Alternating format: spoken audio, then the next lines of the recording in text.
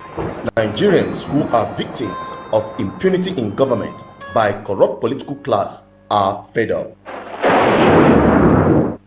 This is BVI Channel 1 and you are on live political review. I am Asuchino Peters, your host.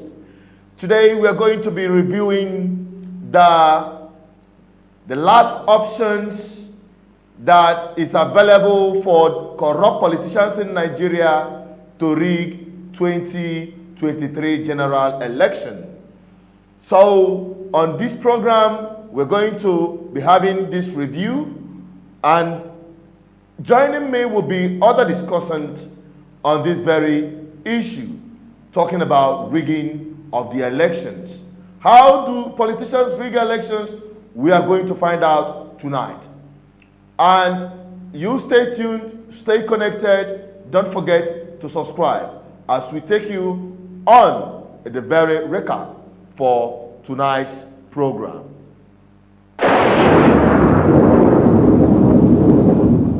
Did I hear you say that you helped rig elections before now? Let me tell you one thing. Yes, I did, because I'm now confessing the truth.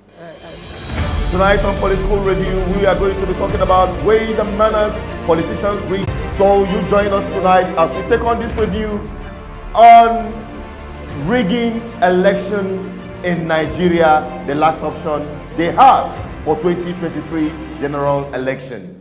Only on BVI Channel 1, Political Review. You're welcome back again. This is still BVI Channel 1 and we are still on Political Review. Tonight we're talking about the last option left to rig 2023 general election. And like I said earlier, we're going to be exposing some of the gimmicks the politicians are putting together as their last option to rig the 2023 presidential election.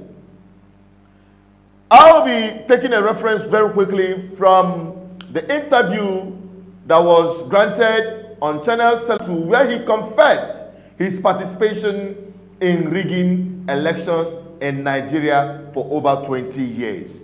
Can you beat that? Now, when we come right back, other discussants or people that will be joining me through the call lines +23481054553. You can also be part of the conversation by calling this number either on direct call or via WhatsApp. Don't forget to share, like, and subscribe on our YouTube channel, BVI Channel 1. The old channel had been brought down because of some people who reporting what they call community guidelines. But nevertheless, we are back and we are up and running. We are the voice of the people. Now, let us quickly take on Mantu, that made a confession about his participation in rigging elections in Nigeria. I'll be right back. Don't go away.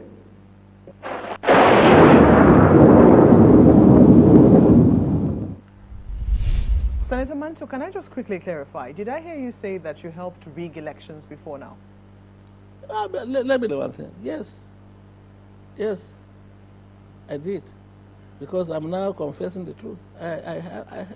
Look, what do I mean? I don't have to go and change election, but you know, when you provide money, you give money to INEC boys to help you if they see any chance that they should favor you. You provide money to the security. All our elections in the past, I've been in this game for about 40 years. And I tell you, each time, it's not necessarily when I'm contesting election, but when my party sponsors a candidate. I would like that candidate to win election. And what we used to do before, we make provision so that they will not raise any objection to whatever we're able to get. So whether I rig myself or not, by providing those resources, financial inducement to the officials, I am rigging election. Do you think that we can diminish or remove that influence? I believe so, because you see, if people are born again like me and they refuse to do it, if we, the players, unless we give before somebody will take, right? So don't give. and then we will not get a taker. We will not get a taker. The most why you will not even ask me why am I thinking this way. Look, I am tired of being seen as a criminal in the streets of the world because we are a Nigerian. You know, you assume that everybody is an innocent human being until it's proven otherwise. But once you are outside this country with a green passport and they see that you are a Nigerian, even if you are a pastor or you are an imam, they will assume that you are criminally minded or you have criminal tendencies just because of where you come from. That must change. I am tired of living in poverty in the midst of plenty. I cannot, even no matter how much you have, every day you see people coming to you, relations, friends, this and that. My wife has given birth, my mother is in the hospital, this and that, every day. But that people can live a decent life without being beggars to those who have, just because we haven't gotten our own governance system right. So we need good governance, and good governance can only be provided by good people who are truly repentant, who actually are there to serve the people, who are concerned about the well-being of the people being the primary concern,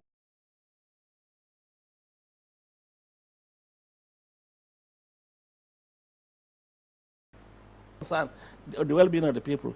Then when we have such leaders, I can tell you they will judiciously and prudently use our resources for the common good of everybody.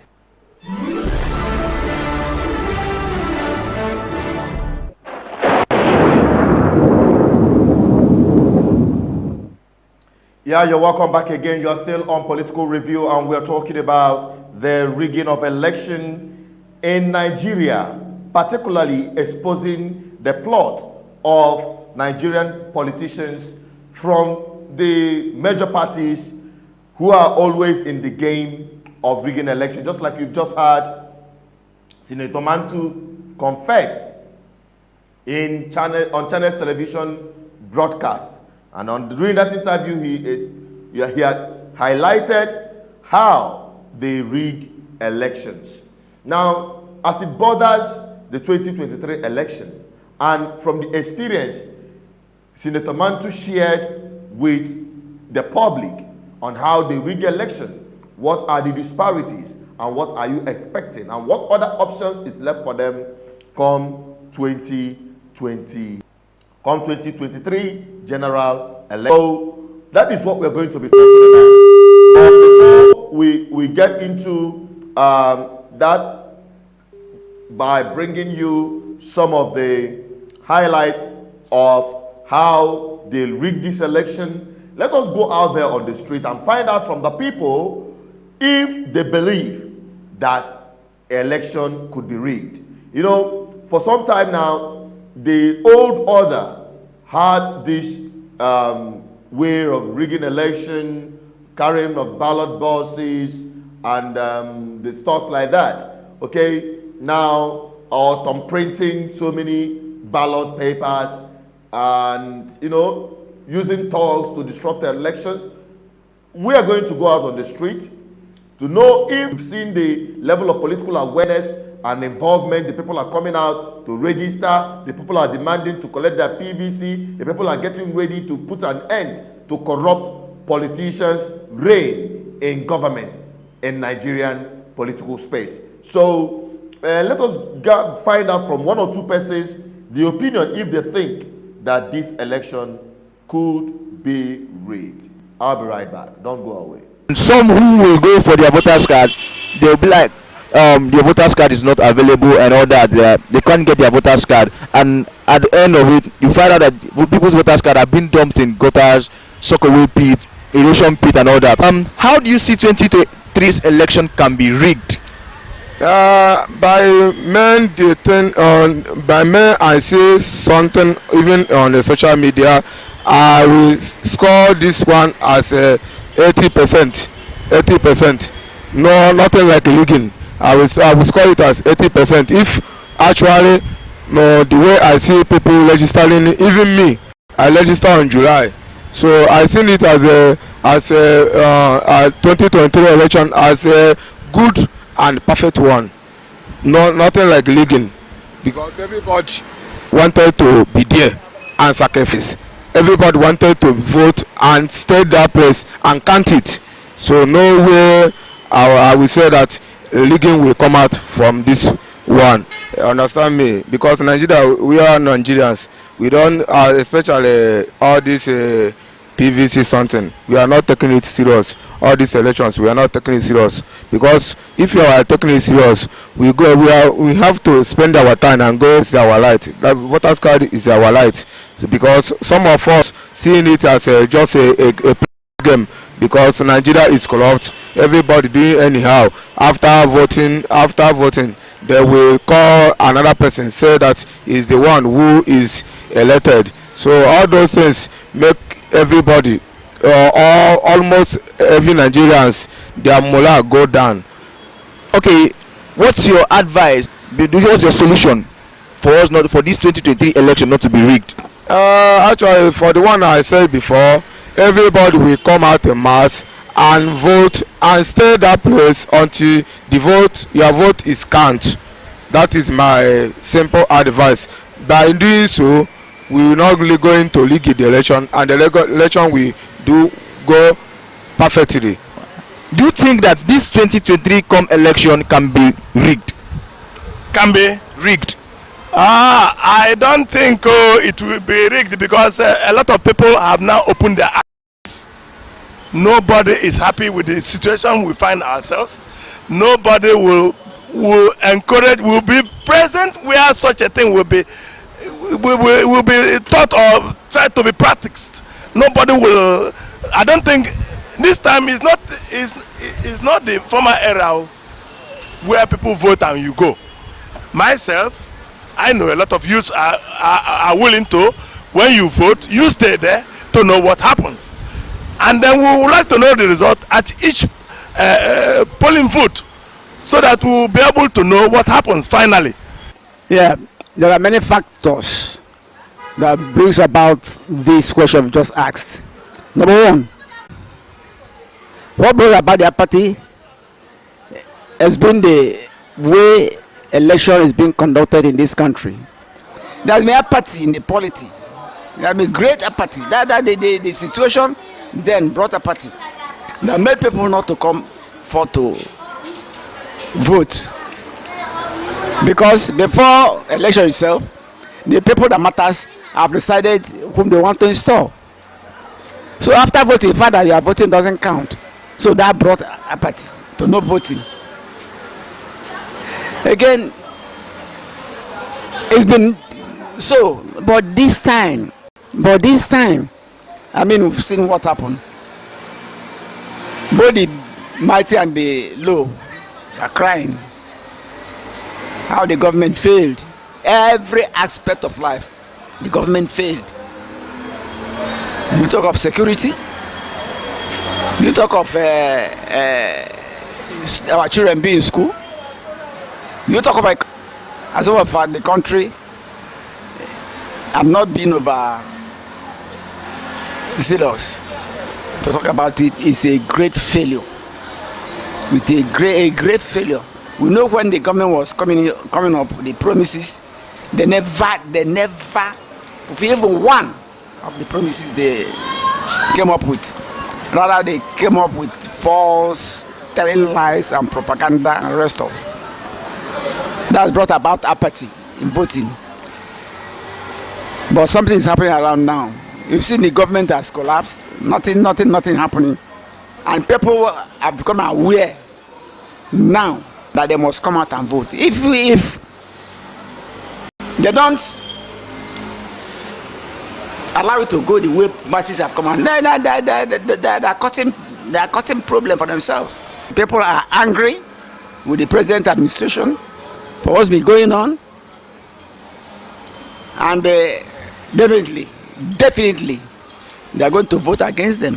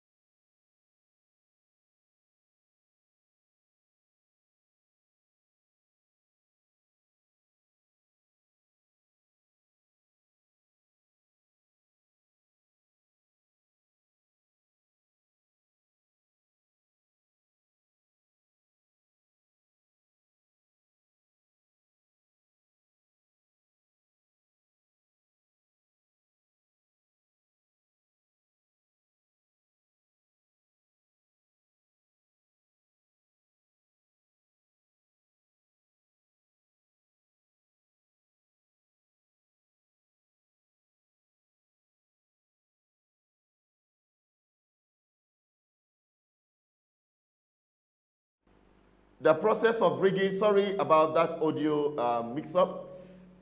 What we're talking about is that last option available for politicians to rig elections. The last option they have in rigging the 2023 election, that is what we're going to be exposing tonight. And you will agree with me that rigging is a necessary evil in politics, but especially during elections. And they're pushing that overboard. You know, rigging is so outrageous. People go snatch ballot box, they stay in one place, print several ballot boxes, stuff it there, and declare themselves winner from the result.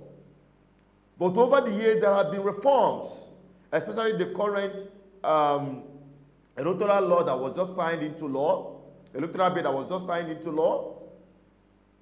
It has really, to a large extent, limited the number or at the level which rigging is recorded in Nigeria. Now, Ndubisi Anenugu is here with me. Is part of the sensitization campaign and team of BBI Channel 1 in educating our people on this matter to be vigilant on ways these guys are ready to rig the election. We're going to be highlighting them very quickly, then I'll bring Ndubisi in. Number one, disenfranchising Nigerian people is their ultimate plan. And they're going to do that through so many ways that we're going to be highlighting selectively through this program. And another way they're going to rig this election is to buy votes. This is their last option because the electoral law is squeezing the politicians and they are finding it very tough to do ballot printings, national ballot processes, all those things they used to do before. Now, the only way they can rig is to buy votes. Now, we're going to take a look at some other issues that connect with election rigging, possibly for 2023 general election. Hello, Ndubisi, are you there with me? Unmute yourself. Yeah. Hello? Yes, I'm here. I'm here. Good evening to you and good evening to my people, to everybody, to our viewers. Thank you for excellent work you've been doing for our people. Thank you. All right, Andy, thank you for joining us. Can you tell us, do you think, like the question we asked the people on the street, do you think that the 2023 election will be rigged?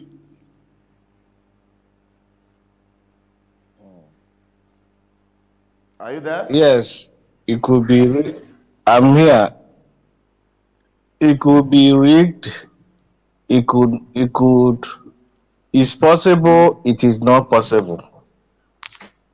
It is possible only if people should allow it to happen. It will happen. It is not possible. It is not possible because of the level of sensitization that have been done so far, and because of INEC technology, at least from what we've seen so far. I've seen it at work in Anambra State. I'm based in Anambra State. So last year election, I think I was part of it. So from what I've seen, where voting was done in my polling booth and results announced, and from what I've seen in Osun State, where results were announced at the polling station and transmitted to INEC server, I do not think that rigging this election, 2023 election, could be allowed or is possible. But I say it is possible to the extent that vote buying is still Well, it's still a practice allowed that is ongoing, that has not been handled or that has not been stopped, because people are hungry, people are poor, and people in the local places, villages, they may not appreciate the level of momentum already established or built.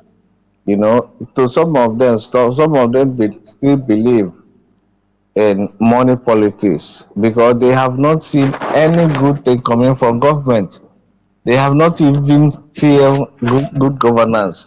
They don't know what is good governance, and they don't know how it touches life.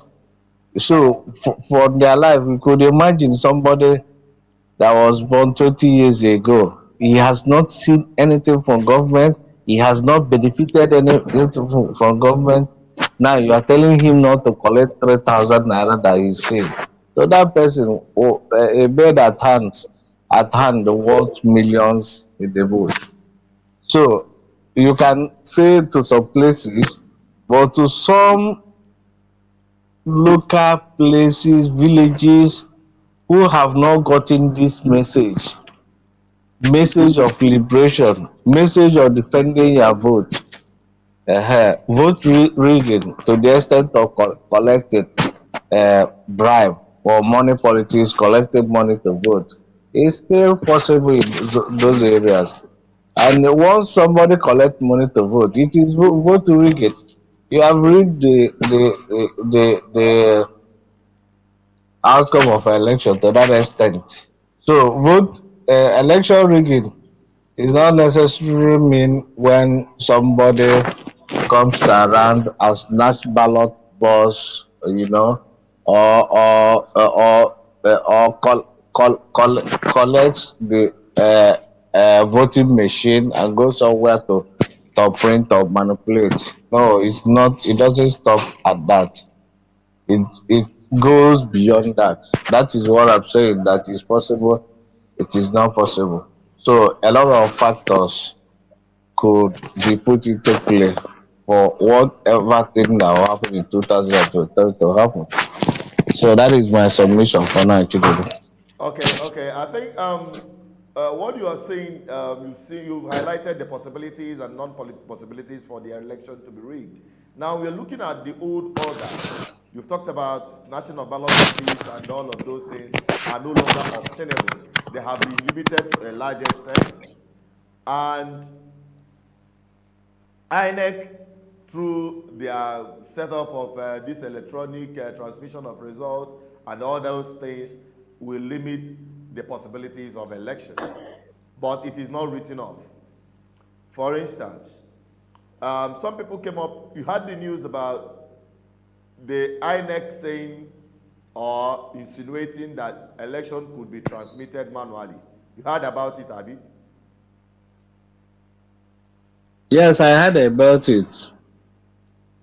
Don't you think there is a potential for election rigging? No. It's just that people misunderstood what INEC spokesman, what he meant.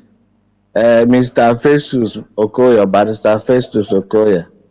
You know, according to the electoral law, electronic transmission of results does not stop manual collection of results. So I know that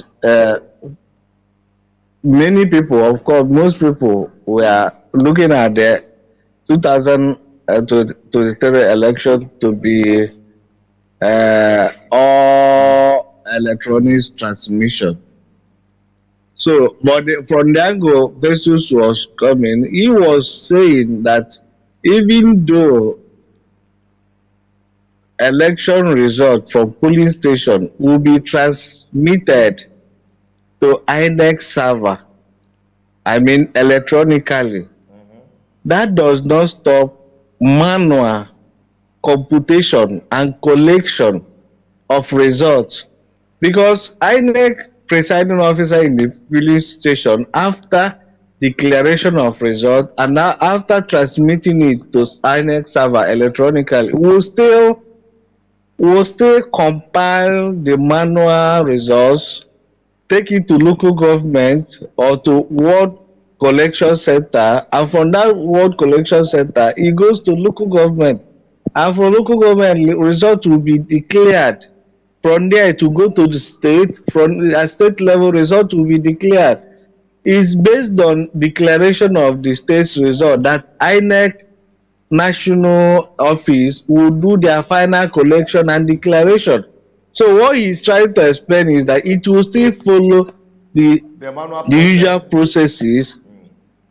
It will still follow that manual processes. That is what INEC commission is trying to explain. But the transmission of result electronically will serve as checks and balance of the one already declared manually. Because before getting to Abuja or state head, people who are monitoring the INEC portal online would have seen the results coming from each and every polling booth, and they have the figures at hand waiting for INEC declaration. So what Festus is just trying to explain is people misunderstood it, and social media, they started creating news out of nothing. I don't think there's anything to be I think bothered, it's my as a brother. result of the way Punch newspaper that I saw published it, and other news media platform that might have published it. I think the caption there was what actually derailed people from actually understanding what he meant there. But now we are looking at critical issues now, the possibilities of Yes. the election and what it could be, and possibly how the people will stop that rigging to happen. Now, I'm beginning with disenfranchising Nigerian people. Already, that is in motion. That election have already started being rigged, as we are saying, as we are sitting here talking right now. From the time of registration, we saw so many people at so many places denied their privilege or their right, not privilege, their right to register for this election, to collect their PVC.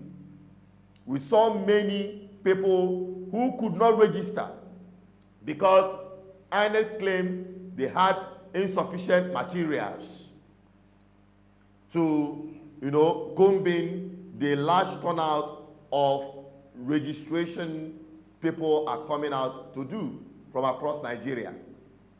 They weren't prepared. That is their excuse. They had very little or very, very limited resources, both human and material. That is a very clear rigging pattern, as far as I'm concerned. Because when you disenfranchise the people... It is not. No, it is. To me, it's rigging already in process.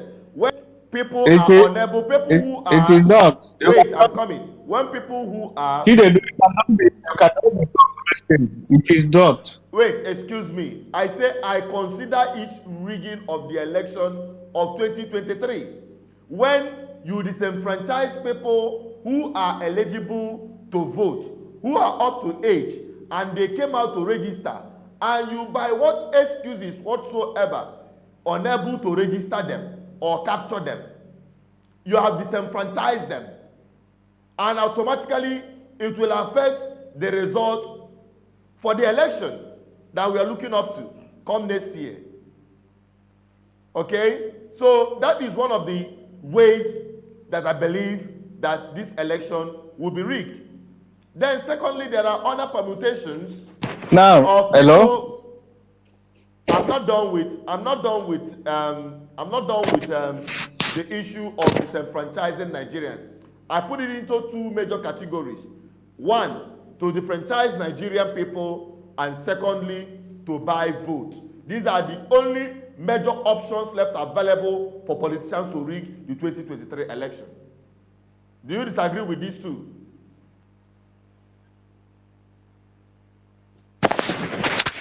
Yes, I disagree with you to the extent of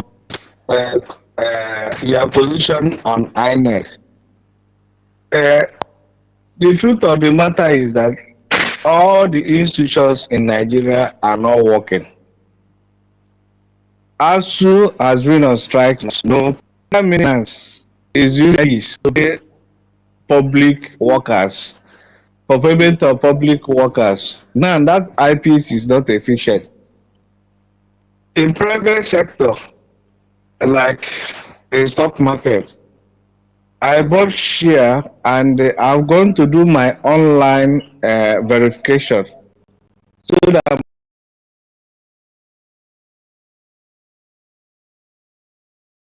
my dividend will be paid into my account straight.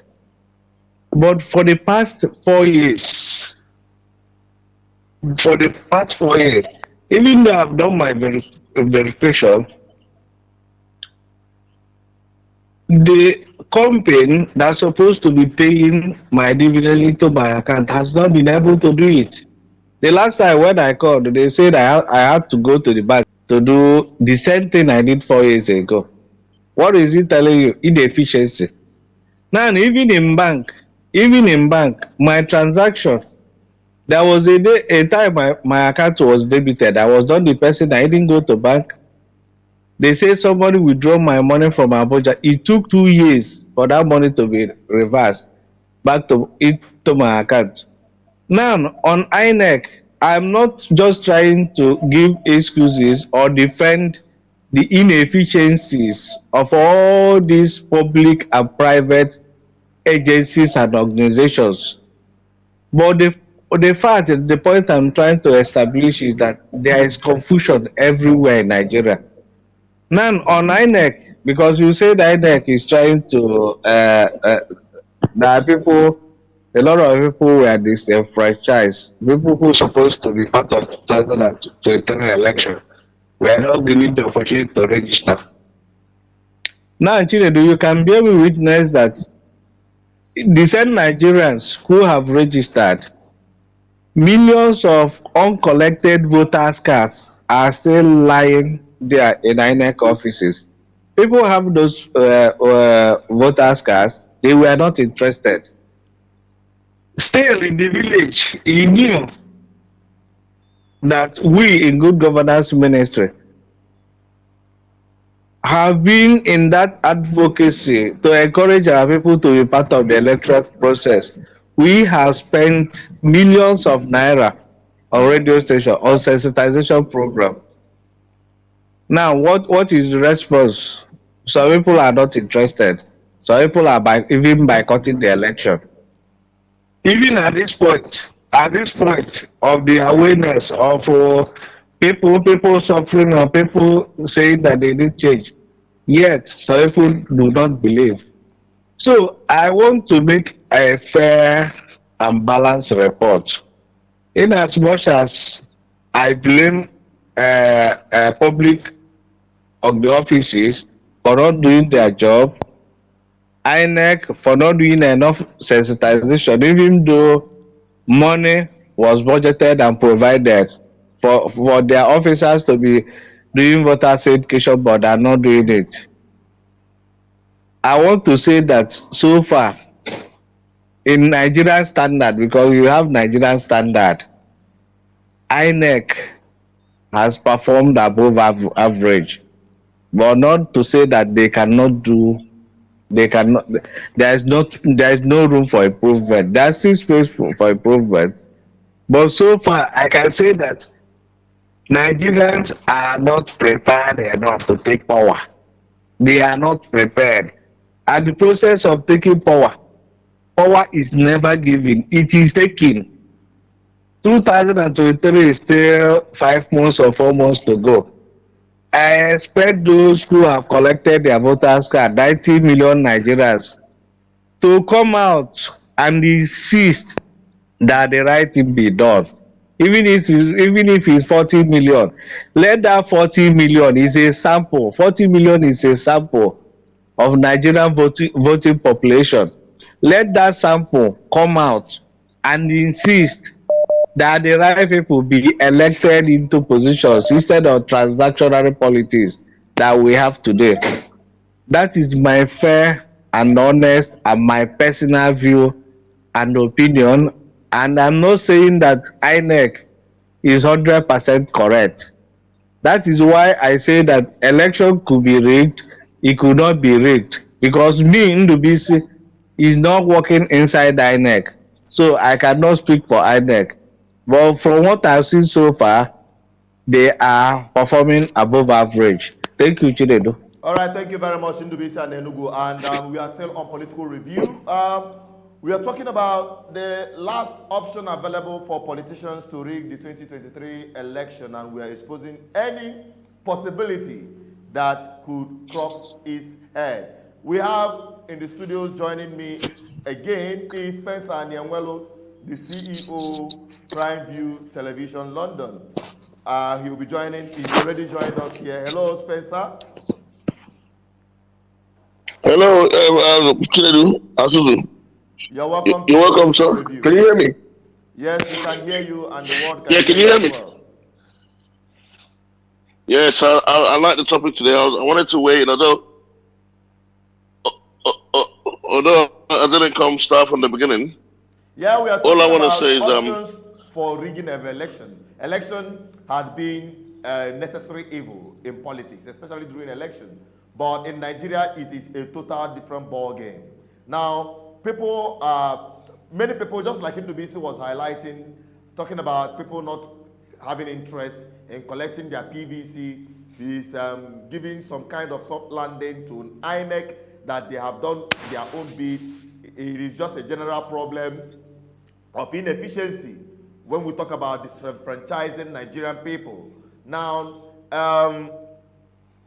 we are now looking at what ways could this election be rigged, knowing fully well that the electoral law, the reforms, and the rest of them have really squeezed the politicians to a corner that they are finding it difficult to rig election. Now, we are looking at two possible ways, main ways Nigerians can, the election can be rigged, talking about 2023 general election.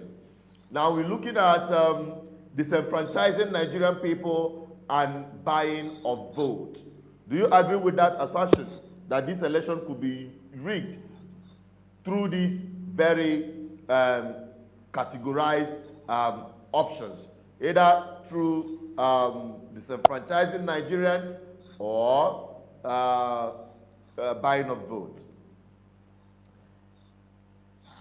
Yes, thank you, Chinedu. I believe so. Definitely, it's clear, and it's always happened in Nigeria, that buying of votes and rigging of votes, buying of the electoral inducement of the voter has always been part and parcel of elections in Nigeria and electioneering. And no particular political party is to blame.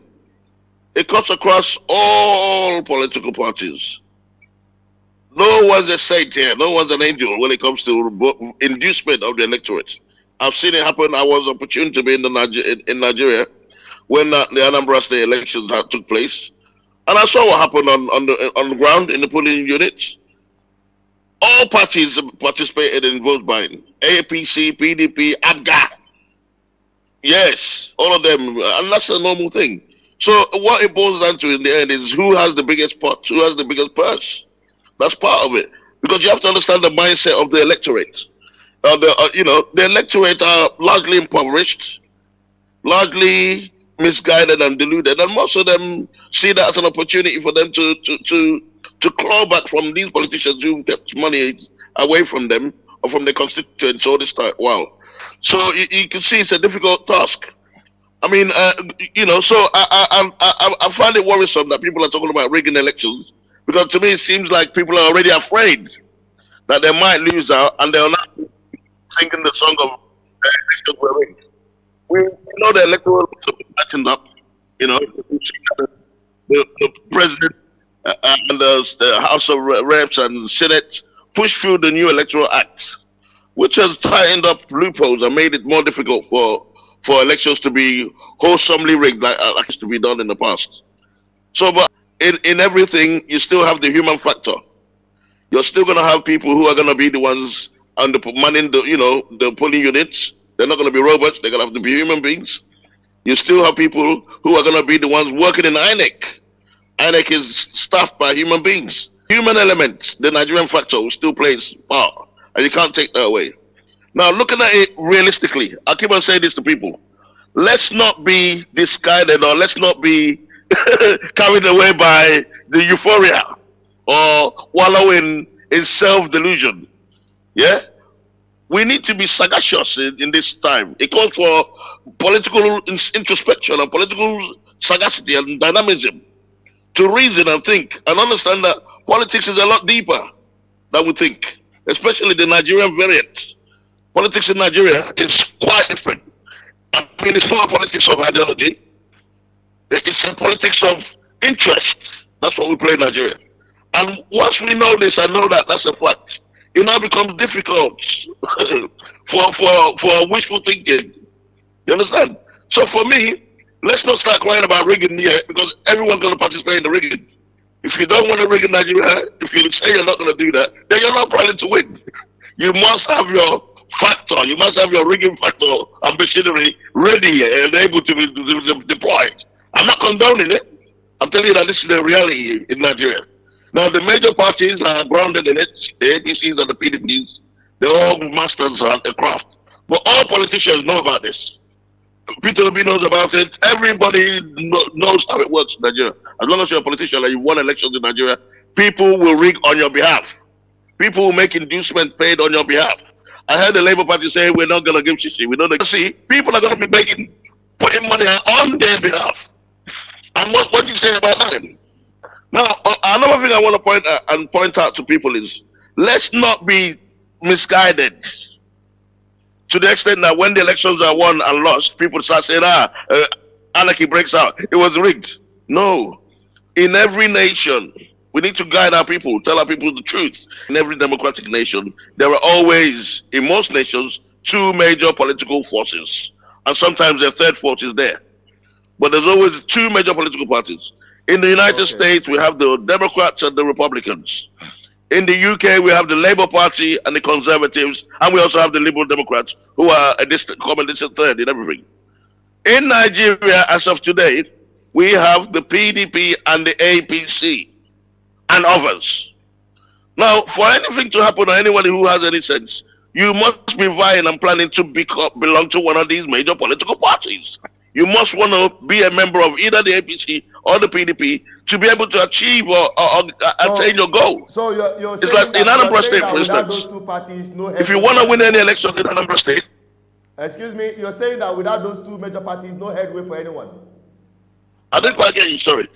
I said you are saying by implication that without PDP or APC being a member of any, you can't win any election in Nigeria. Is that what you're saying? Did you say? Can you repeat that, please? I can't hear you properly. I said, the line's terrible. Are you saying that from what you've just said about the two major parties, the reality of political situation in Nigeria, that you must belong to APC or PDP before you can win election? Is that what you're saying? Precisely. What I'm saying is, as of Nigeria of today, as it stands, as Nigeria as it is today, going back to 1999. Yes, precisely that. That's what I'm saying. Going back to 1999, between 1999 and 2015, let me tell you, between 1999 and 2015, if you didn't belong to the PDP, you were never going to smell the seat of the president of Nigeria. That was a fact. That was the reality then. But it took some changes, it took some movements, a paradigm shift of the political kind, which we're not seeing. And it happened in 2015, right? And APC upturned them.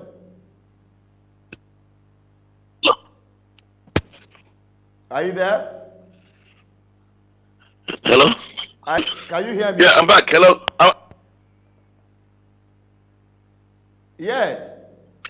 What you're saying is that... Yeah, can you hear me? Yes, I can. What you're saying is that from 1999 to 2015, PDP had been dominating the political space until something happened and there is a paradigm shift. That is what you said.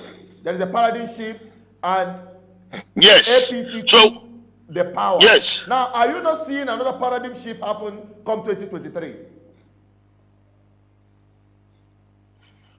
Sincerely speaking. Not at the moment. No, what you are seeing today, what you are seeing today as what you call euphoria, what you're seeing today as what you call euphoria, okay? Now, are you not seeing a paradigm shift with kind of political participation, political awareness of Nigerian people like never before?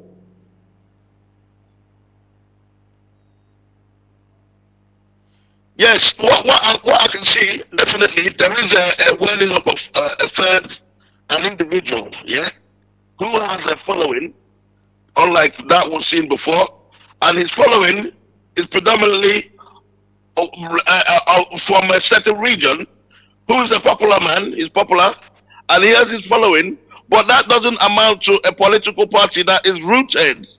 Politics in Nigeria is not about individuals. Can you be very You can't specific? run as an individual in Nigeria. No, can you be very, very specific? Because I'm coming. you are narrowing down on the Labour Party candidate. Yes. No, I'm coming. I'm coming. I'm gonna make. Let me finish. I'm coming. So what I'm trying to say is, yeah. Coming from. Yes. Yes. So what I'm saying is the euphoria. You say he's getting his supporters from a particular region, not widespread. Is that not what you said now? Yeah, I'm coming. No, I'm coming. Majority, the preponderance of his supporters are from a certain region. Yes, and the euphoria you're seeing, is not that of is not the foundation is not grounded on a solid foundation in terms of a political party. When we talk about political structure, there's a reason why people like Atiku hasn't gone out and created his own political party. He's popular, he has the money, but he knows that Nigeria is a massive country. Nigeria is a nation that's diverse in terms of religion, ethnicity, in terms of poverty, yeah, elitism. There's a range of diversity that cuts across Nigeria, which will make it difficult for an individual to now come and break in. You need to have a platform that's grounded, that has people who are stakeholders, who can rally around. Because in Nigeria, there's a lot of poverty.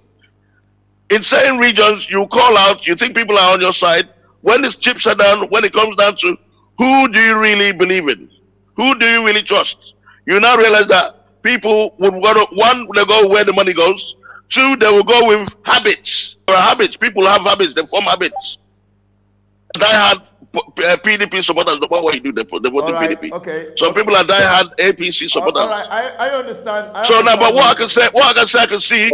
No, let me finish. Let me conclude, please. What I can say we're seeing at the moment is that the youths of Nigeria are waking up to say that this time around we're not going to just sit back and not give it a go. We're going to stand up and we're going to say to be heard. And this is the third force I'm talking to you about that I'm seeing that's coming up. Right. And it's a good thing for Nigerian politics. All right, hang on. Let us bring in another person who's just joined us tonight on this discussion. Don't forget that this is still Political Review and we are live and direct. And you can also drop your comments, of which we're going to be taking some of your commentaries from the chat column. And if you're just joining us for the first time, this is our new channel. We are starting afresh. We are rebuilding from the scratch. So we advise you subscribe on this channel so that you stay connected and stay updated whenever we are live on the program.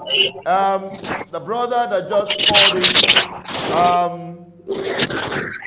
please introduce yourself as you proceed because other people will be joining us as well. Just introduce yourself while I bring in another person. Can you hear me? We can hear you and the world can hear you as well. Good. I want to reference to that man that said that you cannot win except to belong to the two major political parties. That is absolutely fallacy. You can belong to any political party and win. This election is going to be like Barack Obama's candidacy. That's how I'm seeing it.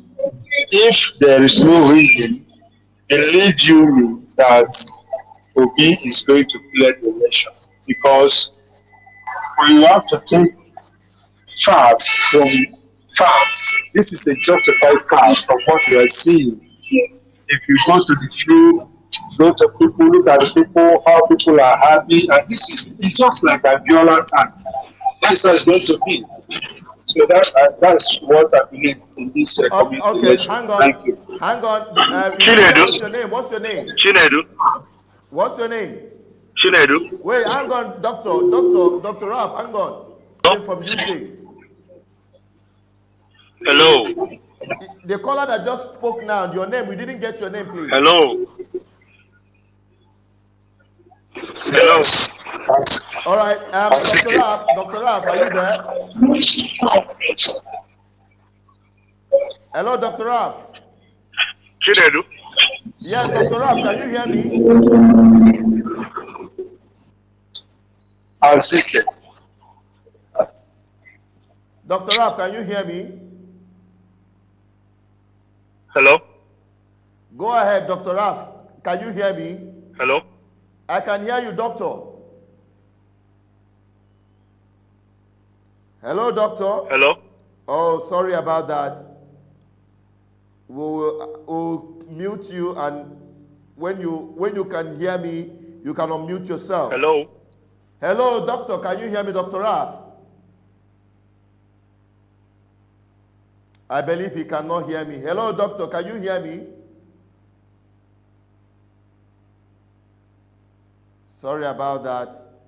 Sorry about that, people. Hello, doctor. Can you hear me?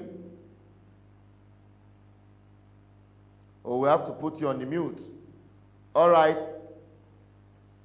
Spencer, you just heard what the other caller just said, and I agree with him 100%.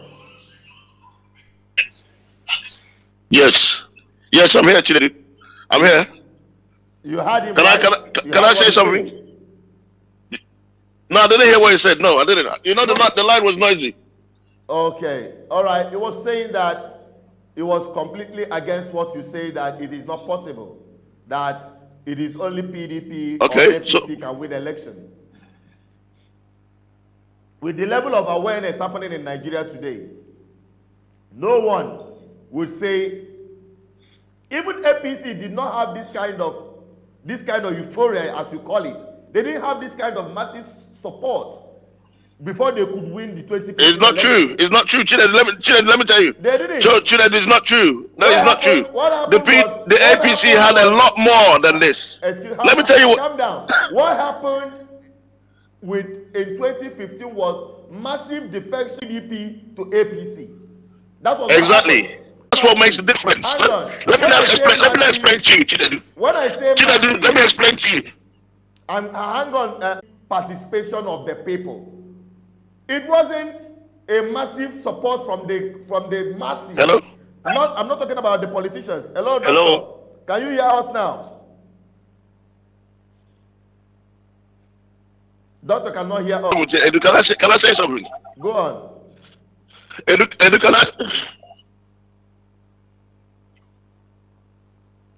Go on.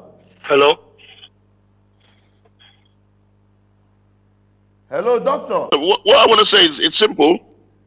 It's that, yes, of course, there's a euphoria, but that doesn't mean that the millions of Nigerian social media contacts, they don't have smartphones. They don't even know what you're talking about.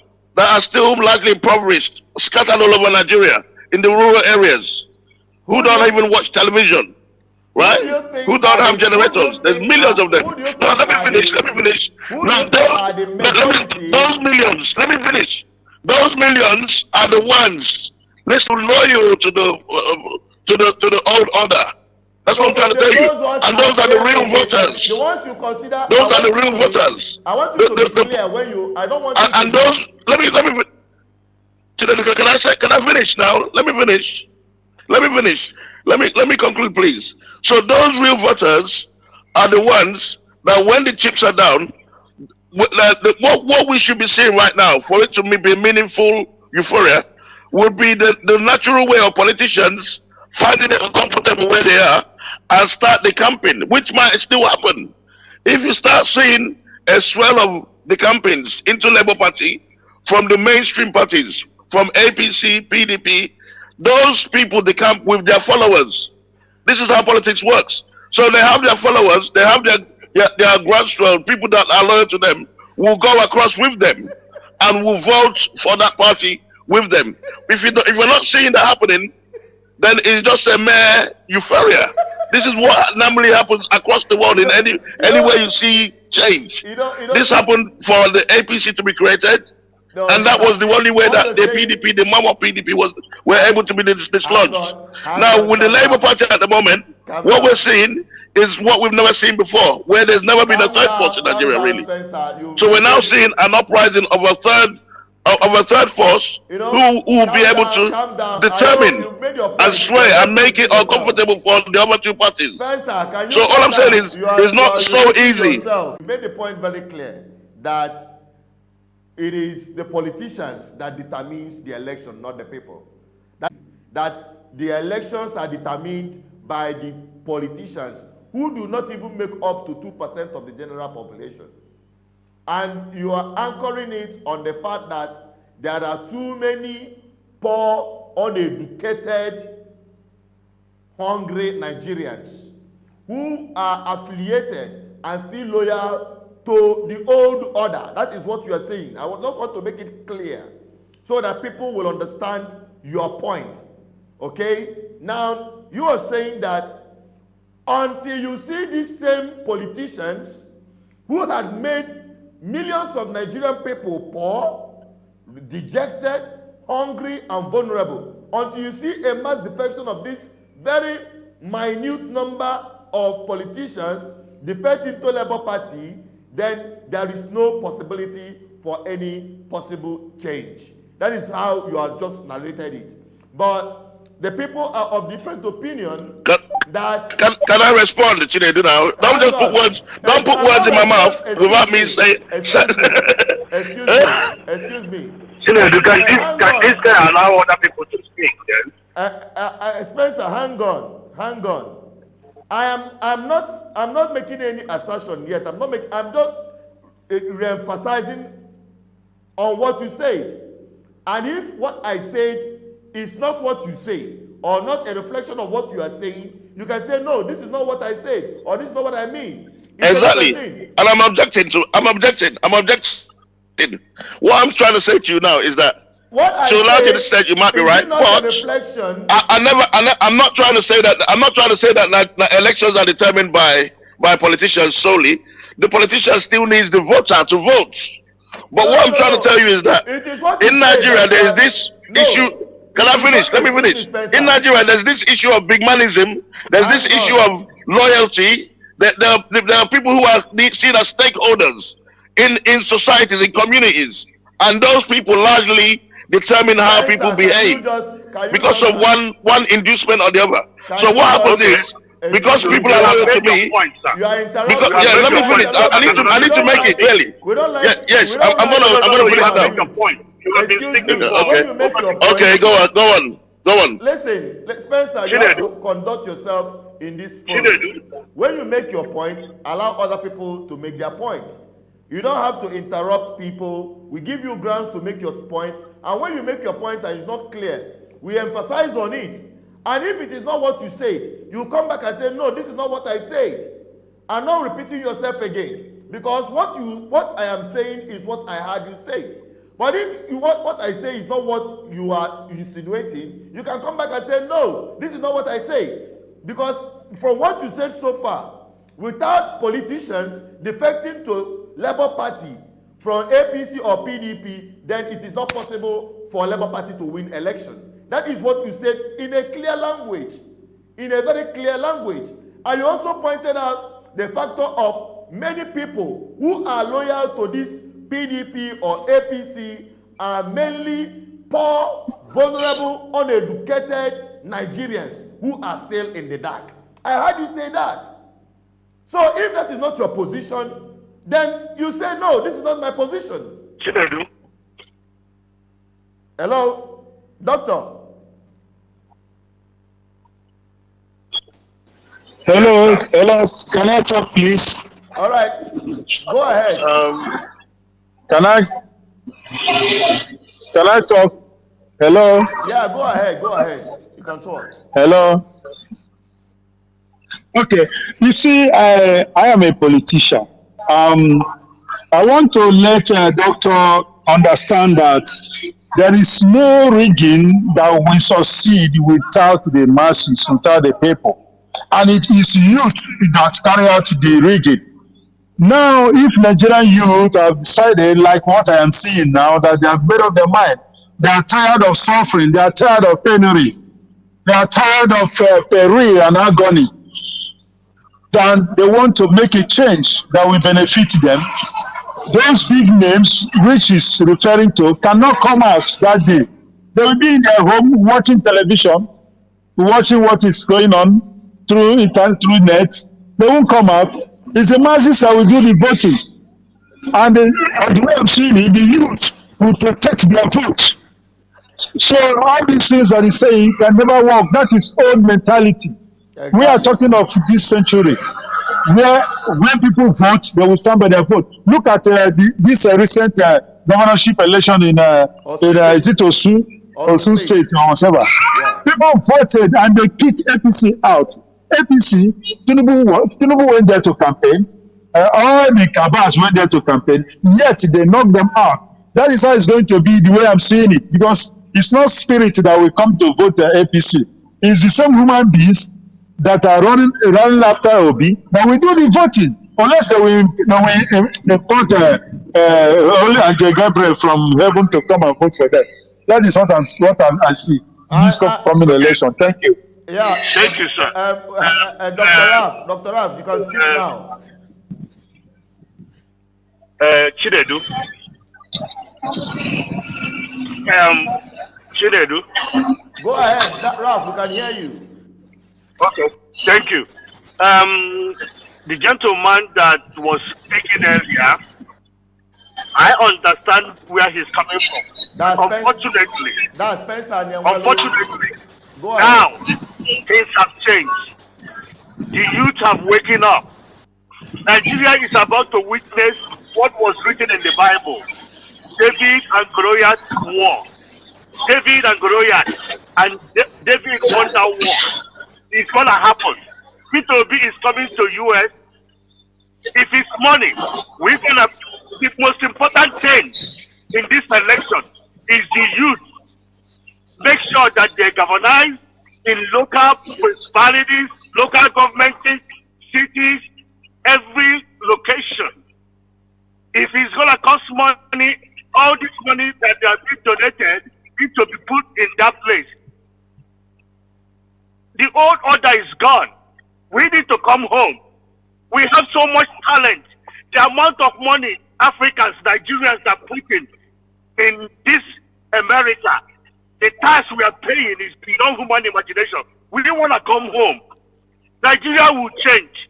God have heard that prayer to bring a genuine man that have lived his life faultless. They have done everything. This is not Igbo. This is not Hausa. This is not Yoruba. This is not anything. This is a man that people have seen that he has integrity. He highly respected. He knows what it takes. He runs so many things. Rigging or no rigging, Peter Obi will win this election, whether they like it or not. It's ordained that it's going to happen. All right. That's all I have. Okay, thank you. Chinedu, can I say something quickly? Chinedu, can I respond quickly? Right. Briefly. Okay. Now, I need to make this point clear here. That Peter Obi is a credible candidate, no doubt.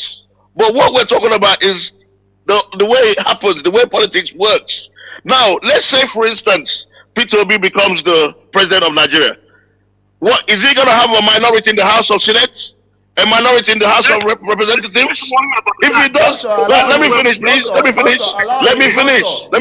If he does have a minority, then that means there's a vote of no confidence on his administration, because he will be a lame duck president. Can I finish? I listen to you. I listen to you, please. I listen to you, please. Let me finish. Let me finish. Let's be civil, right? So now, if that does happen, this is what we're gonna see. Now, what you're gonna now see is the same thing I'm talking about, where people will now decamp they will decamp into Labour Party. And when they decamp into Labour Party, now they might not make a majority, but you still see that he might not be able to pass laws. He might not be able to do things that he should be able to do as a president. Okay. So where will the change come from? All right. Now what we're saying now is, if you are going to make those structures, it shouldn't just be about P2B. You should be talking about credible candidates in the various positions, and those are the places that matters on the grassroots. Spencer. State House of Assembly, Senate, House of Reps. Now that's my issue, and that's why we're talking about a formidable party that's rooted, that has a structure. When you have that structure and you cut across the states, Nigeria is a country with 36 states. All right. Now you need to ask yourself a question.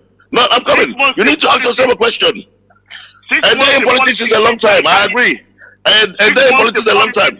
But let me now tell you, you need to ask yourself a question, critical question. Where are these votes going to come from, realistically?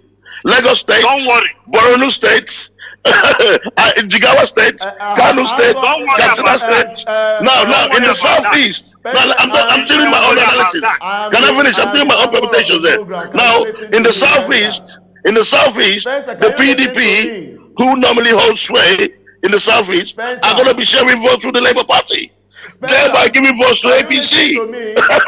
People are not seeing this reality. The reality is that it's even easy that the PDP, because as far as I'm concerned, the Labour Party is PDP light, a lighter version of PDP. They've decided to split themselves where they have their strongholds. They're now going to be splitting votes and sharing the votes. While the APC are still going to be the way they are and still maintain the power base. They might lose votes in certain areas. No, let me finish. Let me finish. I don't want to lose my train of thought.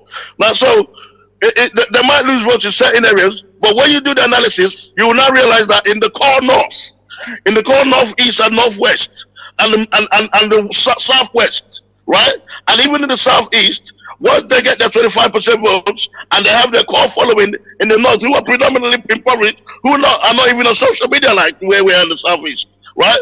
You're going to find out that the reality will then dawn on you. And this word, I'm going to conclude. When that happens, please do not start thinking it was rigged, because it was not rigged. It's just that you do not know how politics works in Nigeria, and that's the problem we're having. You have made your Thank point. you very much. The problem from what you're saying, like this, I'll be the forced to problem throw with you what out. you're saying is that things are about to change in Nigeria. People are waking. It's no longer the old style. People are waking. The young man The that Hausas spoke, are suffering. The Dr. Yorubas are suffering. The Igbos are suffering. The Middle Belt are suffering. Everybody is suffering. Yeah. But people are waking up to see, for the first time, we have a credible leader that will lead us to the next, finish this 21st century. So don't say that. I disagree. Doctor, the young man that was speaking, I am very sure he is one of the APC fellows that are, trying to. But here we give everybody a voice. We allow everybody to make their own contribution. We allow everybody to make their own contribution and be part of the conversation. All right? We are still on political review, and we have gentlemen who are digging it out on this topical issue, the possibility of rigging election. The young man that just Chinedu. Yeah, hello. Chinedu, Yes. what the man failed to understand. He failed to understand that in politics, 5 months is a long time in politics. Yeah. He's talking about the campaign. People already have started the campaign already. People are decamping already. So the only thing I ask for Labour Party to make sure that whomever that is the campaign have the same integrity, that we're gonna hold every people run in that party accountable. He thinks that structure. Who is the structure? What is structure? Structure is money and people. That is what it is. Money and people, right? We have people. The people. We have money. It is not Money even the is money. coming. It is the people, because the money cannot run on its own. It is the people that run with the money. So it's about, fund is very important. Fund is just like a fuel. But the vehicle is the people. The people are the drivers. The people are the structure. But the young man, I understand, sometimes the people who make some of these assumptions, believing that it is impossible for a revolution to happen in Nigeria, people who believe so much in the old order of corrupt politicians, the reign of corruption, the reign of impunity.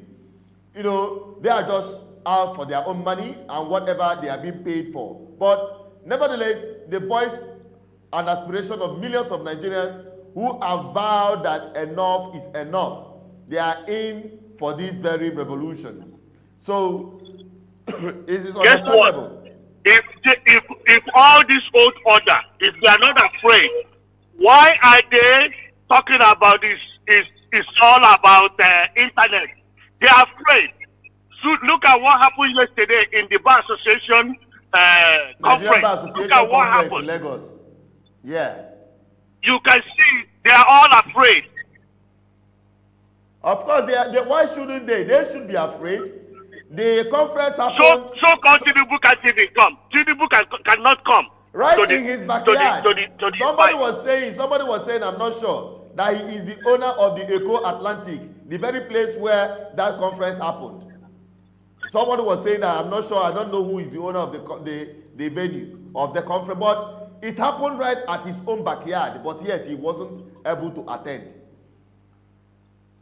And people are asking, people are saying, this is the best opportunity for them to make a change. But the remaining number of Nigerians who are still sitting on the fence are still bothered about the manner at which elections are being rigged in Nigeria. So for that sake, for that very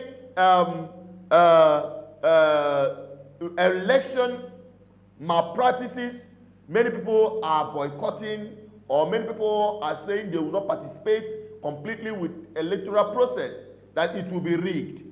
Now, what is happening now is a total different narrative. And we are looking at... I'm not worried. We are looking at... I'm not worried about rigging. No, we are worried in the sense that when it comes, there are things that could happen. For instance, like I said, disenfranchising Nigerians have already started. And we've passed that stage where people were unable to register. And NWC that is here had also made a point saying that it is not peculiar to INEC. It is inefficiency across board when it comes to government agencies in Nigeria. Okay? Now, if people, a huge number of people who turned out to come and vote or come and register for an election, for instance, in Lagos, there is an account, many accounts, where people from the southeast are not allowed to register. There was a time or a place where they were refused. In fact, some towns were sent to a particular place. They were all chased out, and the equipment were carried away. They were saying that you people are not supporters of a particular candidate, and because of that, they will not allow you to register. These are the handworks of political thugs trying to disenfranchise as many Nigerians as possible they think will not vote for them. And as well... Yeah. And I think the biggest thing we need to worry about is the intimidation during the votes. That is the biggest thing. Intimidation, intimidating people, and that will be discouraging. But at the end of the day, youth need to stand firm. Youth need to do what they have to do to take their country back. This country belongs to them. They are the future of tomorrow. If they cannot take this country back now, they have failed.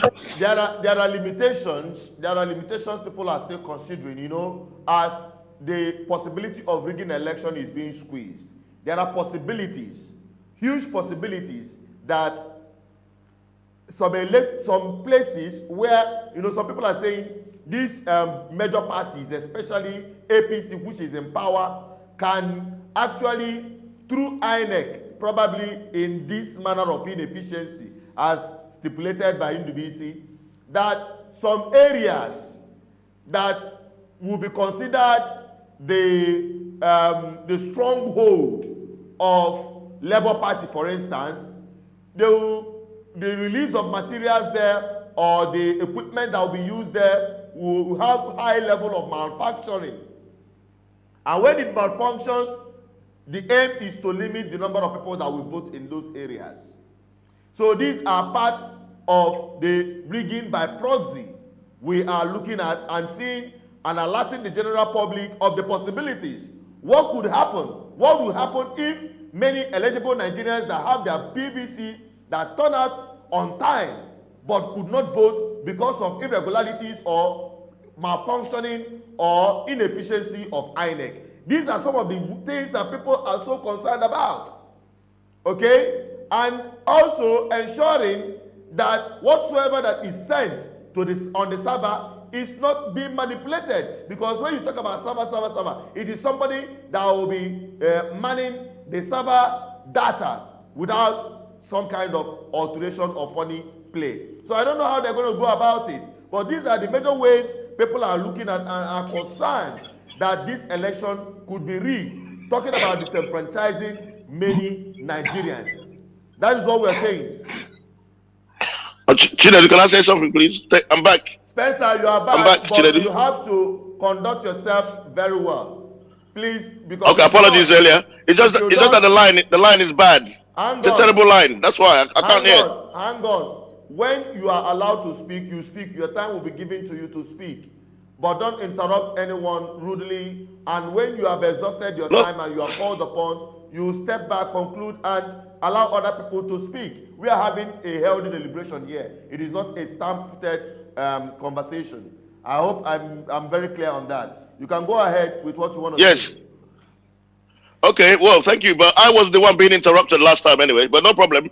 All I'm saying is, with what you talked about rigging elections and all that, I know that Nigeria have tried. We've moved it forward a notch from 2015 and 2019 by passing electoral law.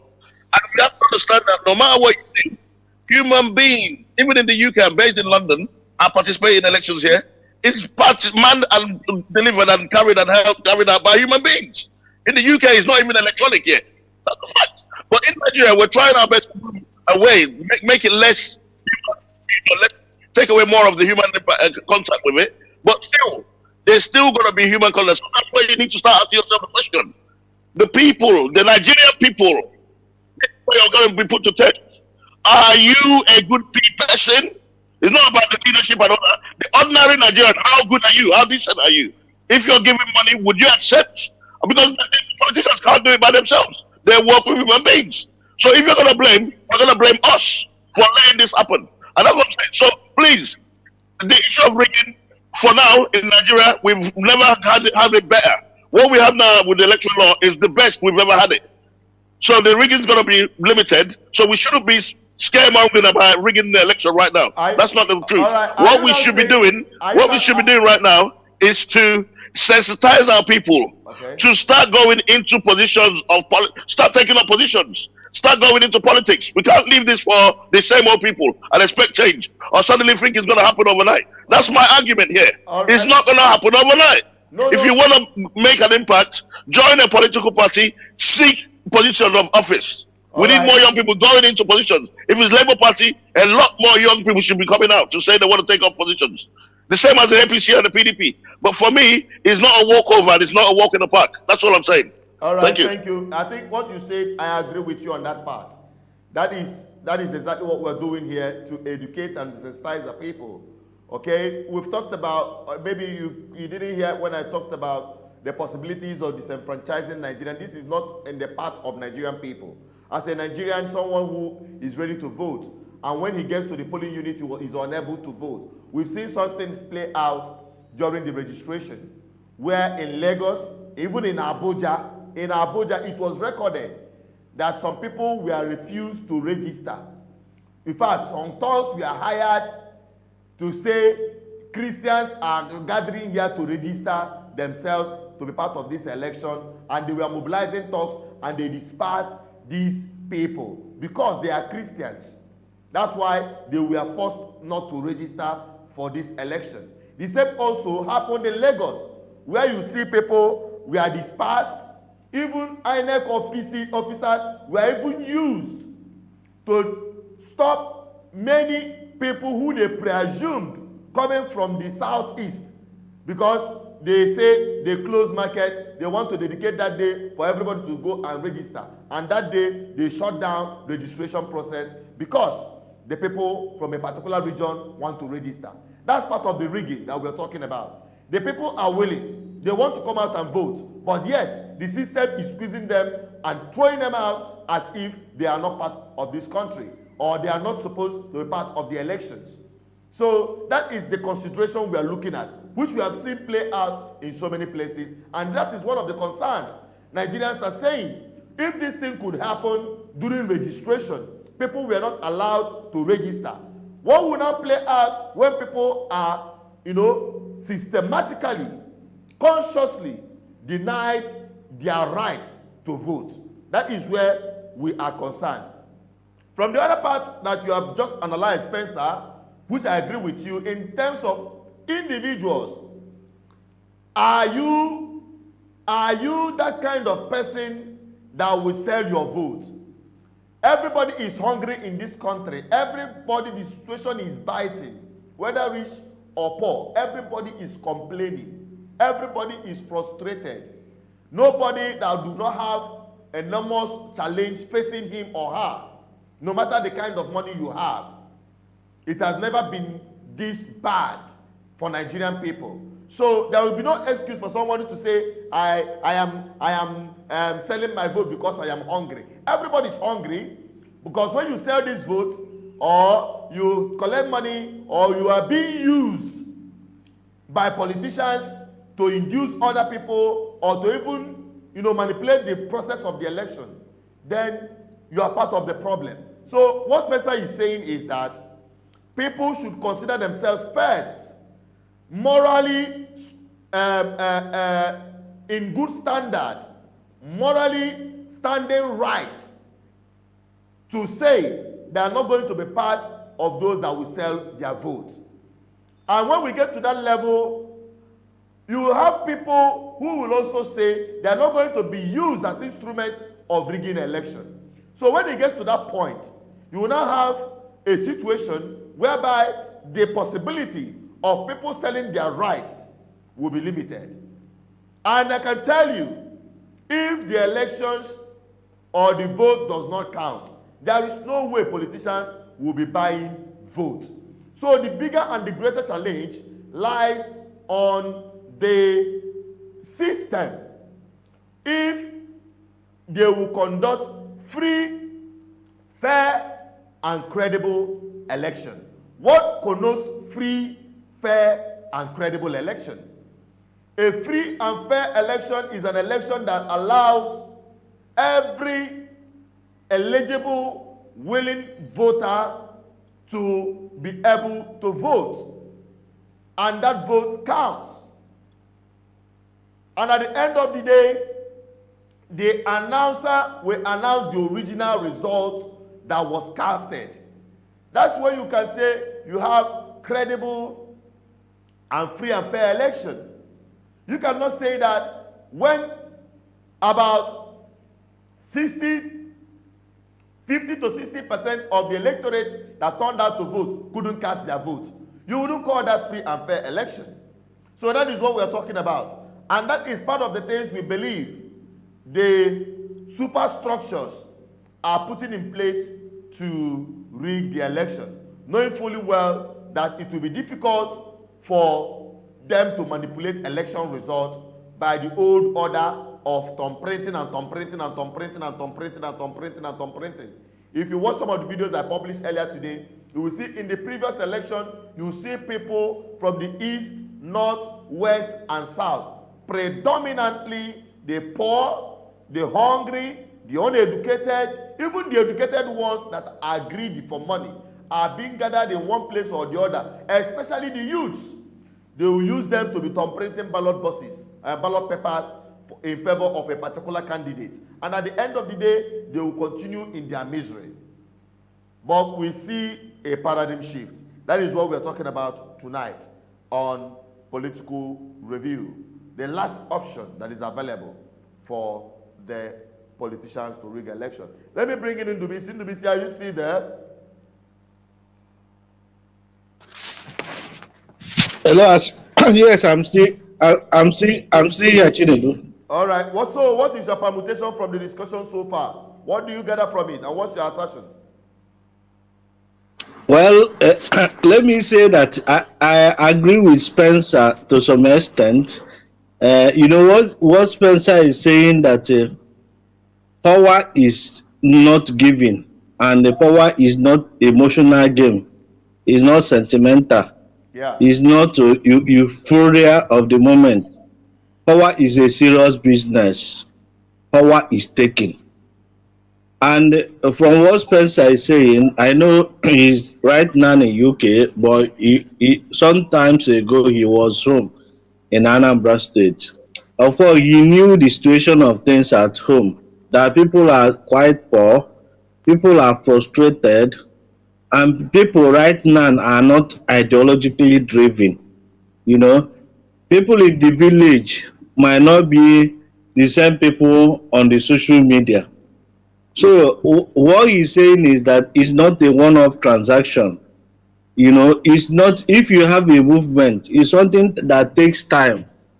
It's not something that people will say because of the way P2B is celebrated right now, or because the way he's being hyped everywhere he goes, that will translate into victory next year. No. What he's saying, and I agree with him. Yeah, I agree with him also. Being somebody on ground in Oka here. Chinedu, we were in the village yesterday on political sensitization and campaign. Of course, we knew so many people in America, so many people following us.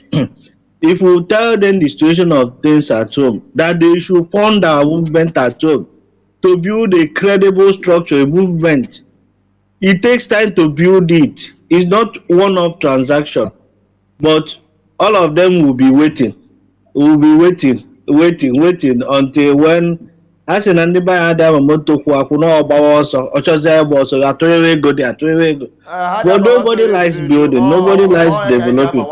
So to the extent I agree with Spencer that it is still stakeholders politics. All how when I control what is ongoing, what is going on. A stakeholder in Enugu might decide what happens in the whole community. In when you can other people and I say yes, we are with you. But when the ships are done, you see them moving.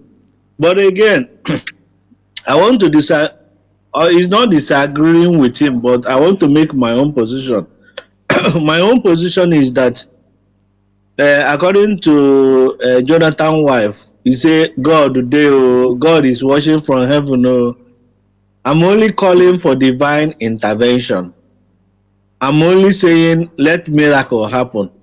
And P2B said maybe next year he will have his last miracle, because he had experienced his first miracle when he was rigged out and later on returned after 3 years. When he was removed, impeached, he was returned. And when I do back, I'm still making that position known that it is possible. Nothing is impossible. The way he is trending everywhere. Even in village, they told us that they have concluded that it is P2B or nobody. People in the village, everybody we met, even people in APC. Chinedu, you remember that boy that I saw on the road? Yeah. That boy is from Ebonyi State, if you could remember. Yeah. I told you that the boy is APC member. APC. But the guy stopped us along the road and said, it is P2B, everybody is P2B. And he's not saying it because of ambassador from my town will come back, is my friend. He will tell me that he knew that this place is no good area for them. But he would rather spend money. And even after spending money, APC will still lose. So what I'm saying is that we Spence acknowledge that Southern Nigeria may be for P2B, but North is not for people. It's not true again. Because Northern Nigeria right now are standing up to be counted. Exactly. They're even the people making noise than the eastern part of Nigeria. Of course. They're even the people burning brooms on the street. Quiet revolution is going on in the north right now as we speak. Quiet revolution. The day they have that million march in Nasarawa, I was with the governor of Nasarawa in Houston because he's a good friend of the family. He was here. Me and the wife was making fun of him because the governor of Nasarawa is the spokesperson for APC. He is this Alhaji Sule PC. He said the same thing. This man said that this is internet thing. I told him this is not internet thing, sir. It's not internet thing. This is beyond anybody. And people say, oh, British will not allow this to happen. British will allow this to happen 100%. Because you know why? If Nigeria is a failed state already, if Nigeria is continuing crumbling, British will lose. So they are not willing to lose. So everybody needs to chill out. It's all about grassroots. It's all about go to the villages, do it like Obama style. What Obama did to Americans, that they didn't know when everything is done. Obama went into the houses and knocked on the doors. People that did Obama when Obama won, they went into the houses and they create buses to take people, taxi to take people to the polling units, and people were voting. Even the one that cannot get off the bed, they did what they have to do. And this is what the youth of Nigeria have to do. We have to galvanize. People say, oh, internet. Internet is the key now. In America, they do robocalls. I get a robocalls all the time. I've been voting in America since 1998. They do robocalls. We need to take that technology that all Nigeria, you know how much one Nigerian spend in internet a month? They need to take that energy and take their country back. If they continue like this, these tired old men that poo in their parties that are supposed to be in nursing home, taking money that they are using them. These people are using them. I was watching, what is his name? Dino Malai talking nonsense. Dino Malai is one of them. He's one of them that stole Nigerian money. So let's forget about this negativity. Okay. It's all about grassroots in the villages. Okay, Doctor. We are still on this program, Political Review. In case you're just joining us, don't forget to subscribe on this channel. This is our new channel. We are still building from the scratch. We are discussing the rigging election and how it's going to happen come 2023. We've come a long way in this. I have here with me Spencer Anyangwelo, who is the CEO of Primeview TV in London. I also have Dr. Raf Ike, reaching us from all the way from Houston, Texas, and Ndubisi and Enugu also. We are deliberating on this very topical issue on how elections are being rigged and the possibility of rigging the 2023 election. We have seen it from the confession of Senator Mantu program, which we already published here. If you didn't watch this live streaming from the beginning, maybe after the program you can start from the beginning to watch, to catch all the information that has been uploaded in this program. It is very important, and also ask people to watch. So during that interview, he opened up to say he had participated in election rigging in so many ways, and he enumerated the ways they normally rig election. From what he enumerated, had been taken care of. The possibilities of rigging election through that means, to a large extent, have been taken care of by the electoral law. Now we're looking at the new possibilities. You know, when you are playing your own chess game, other people are also playing their own. The politicians are not giving up. They always find no perfect eradicate the possibility of rigging election entirely. Because even in America, in UK, in all the developed countries, you still have the incidents of rigging elections. So now, Spencer made a statement which we are going to be deliberating very shortly before we wrap it up today. Spencer made a statement concerning the possibility of people to be winning an election and having himself a lonely man in government, talking about the legislative arm being in the hands of opposition parties like PDP and APC.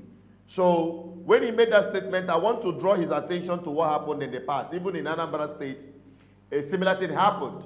You know, when Spencer was saying that these things are not possible. When APGA won the election, won the sitting governor of Anambra State, and perhaps the sitting party, not governor, because Mbaduju was, removed and Ngige was brought in as the candidate of PDP then. Now, Peter Obi came from nowhere, won the election, it was denied. He went to court.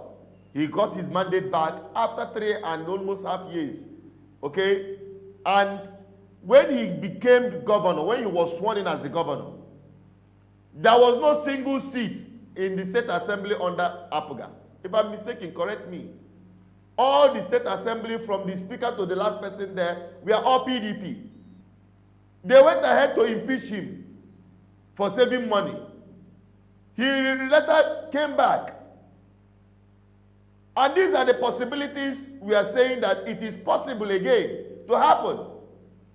And as time goes on, his government was able to stand, and he even completed the first tenure and also went for the second tenure and completed it. Up to today, APGA is still strong in Anambra State.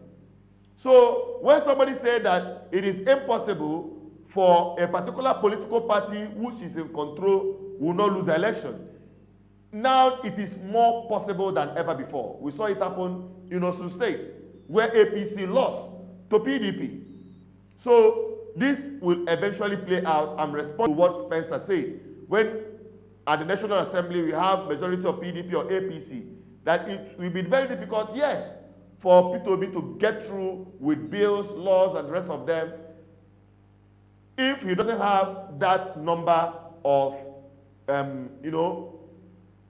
labor legislators that is needed. He will be finding it very difficult to, get through with his government. I agree with him, but that again will not stop somebody who is determined to do the right thing. Because I don't believe or see you being impeached, just like it happened in Anambra State when P2B was impeached because he saved money. That was the only crime. He saved the state resources and it was accounted for. And you impeached him.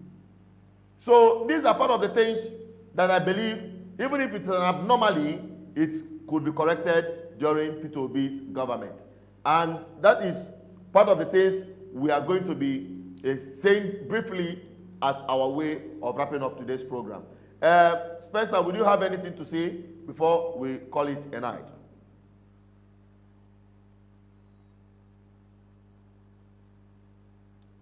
Hello, Spencer, are you there? Hello, Spencer. Okay, NWC, if you are there, you can speak up. Yeah, Chinedu, I'm here. Chinedu, I'm here. I'm here. Yes, I am here. Now, what I want to say is, I've heard what you got to say. NWC made a very good point there, and I like what he said. He re-echoed what my fears are. My fears are genuine, and it's born out of deeper knowledge of how politics works. I've took my time to learn it. Anyone who tells you anything else is lying to themselves. We need to come away from wishful thinking, and that's why we're largely left behind, and these politicians take advantage of us because they know we don't know how it works. Now, with what you said about P2B, before I finish, I'm going to make it short. What happened with P2B's case then was a case of what happened in a state, in Anambra State, where the people were homogeneous. The intrigues, when it happens on a broader scale, like a Federal Republic of Nigeria, is going to be a much more deeper issue, because now you're having people of different tribes in that house, people of different persuasions in the majority, and all they're going to do is get rid of him. That's the truth. So what we're saying is, we rather him be a president that's going to be productive. How will you get rid of be a president that has the majority on his side. Be a president that has the house. And the only way you do that is... Excuse me, is the law, is it in the law that once you have the majority, you just impeach the president because he did not have the number. No. Is that what the law says? No. What I'm saying is it's easier. We know how these politicians work. Mischief makers. Don't forget that his vice president, the vice he has there, is a northerner. Now we're saying we want power to be in the south. That's why I have a problem with the PDP. The PDP are the people we should be angry with. They zoned their ticket to the north instead of to the south. The APC zoned theirs to the south. Peter B got angry and left. So what I'm trying to say is, for things to work properly as a president, he needs to be able to pass laws. And if he's not able to pass laws, then he will only be a lame duck president. Let us not aim to install a lame duck president who will just be there for name. And at the end of the day, they'll tell you, Peter B was the president, what did he do? He couldn't do anything because he didn't have the house. That's what I'm saying. You need to encourage more people in the Labour Party. That's what I'm saying it now. To join and run in various capacities. It's not just me focusing on little people. Let's shine the torch on other people who are running. I'm coming. To be able to make sure that when he does, if he does win, that he's gonna have people that be able to sit in the house of so that's what I'm saying. So please let's not fool our people by telling them it doesn't matter. It is a big worry. It's a big issue. Anywhere in the world, you need to have a majority of the house to be able to pass laws. You're always hearing me when I. So that's it. Anyway, I got to say. Thank you very much. When you are being called up, you listen. Thank you very much. When you say that somebody would be impeached or thrown away or made completely inefficient because he doesn't have the number that is required of him to, be to run the government, simply because the legislative arm has the greater number of opposition. I don't think it works that way. We've had it happen in Anambra State, and it didn't change anything. It got better. I believe it will also happen in the National Assembly. And I don't like people sounding like ethnic bigots, because that is exactly what the old order will always sell. They will sell that idea. And that is what is fueling the failure in the system in Nigeria today. So that's part of the things. It's just about trying to, touch some few issues that cropped in during the conversation. I believe that very, very well that yes, you said mischievous politicians. Yes, they can be very mischievous by trying to put, a cog in the wheel and try to frustrate some of the policies and programs or plans, or even through the budget, signing of the budget and the rest of them. Those could be an issue, of course. But when you have someone who definitely wants to deliver the mandate, and he has the popularity from the people, to be honest with you, to a large extent, all of those things will fall in line, will fall in place. The legislators will not have any option than to do the right thing. It is when the head is corrupt, it goes down through the system. NWC, can you make your own submission very quickly before we say good night tonight, because we've come a long way?